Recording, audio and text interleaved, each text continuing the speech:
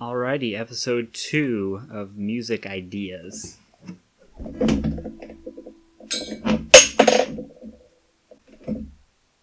So we're going to we move the light to make it look somewhat professional to keep this facade going.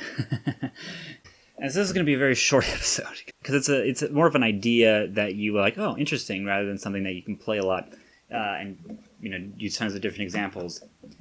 And the idea is having the vocal melody follow an instrument, or an instrument follow the vocal melody. And so what that means is, like, well, an example would be Led Zeppelin, where a lot of times, Jimmy Page is doing, and I'm working on my falsetto. Surprisingly, I know my voice is like, but I want to get up to falsetto, but we're not there yet, so maybe I'll do it lower. So Robert Plant will be like, and he'll be like, or vice versa. Jimmy Page will be like, Robert Plant will be like, and you could have them synchronize.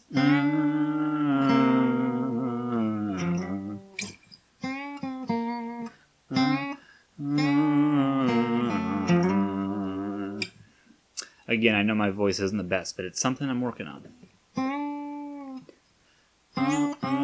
When it's Robert Plant, it sounds basically like he's having sex with someone. Like, I can't. Okay, it just sounds goofy when I do it. I can't. I'll get there eventually.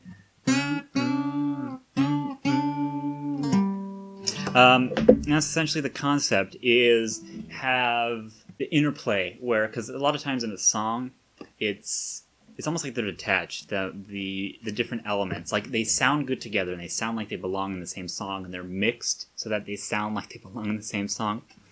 But there's no interaction between the instruments. Maybe in stuff like blues or jazz, where there's a lot of improvisation, and you can tell like they're playing off each other, especially when it's live. And actually, Zeppelin does that a lot during 3-hour live jams, playing a 24-hour version of Dazed and Confused.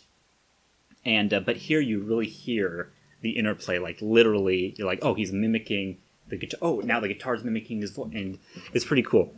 And so, yeah, this idea is, again, more of an idea than something you can really demonstrate, because I think you get it pretty quickly, and your mind can run with it. But there's just, lots of possibilities out there. You could do, just a da da da da da da da da. It really works with the bends when you're bending, not the album, of course, but the actual bends, because bends are very expressive and vocal-like, whereas a scale is a little more dry. Because there it sounds more like they're just part of the song, whereas this is. It sounds like they're mimicking or following each other. And so just you can interplay with this in all sorts of ways. You could have the bass doing it and, hitting really low bass notes with the voice. You could have a harp. You could have a harp doing that, and the voice follows. A piano. You could have drums and beatboxing. Like, you could do all sorts of experimental stuff. And as in regards to the order, you could stack them together with all sorts of funky combos. Like, you could have the guitar do a bend, and then maybe the bass follows really down low. Or you could have them synchronized, or you could have them you could add a little bit of delay to the voice, so it's slightly jarring and more experimental and psychedelic. There's just so many options you can do with that. So I wanted to present that idea to the viewing audience, and hope you enjoyed that idea.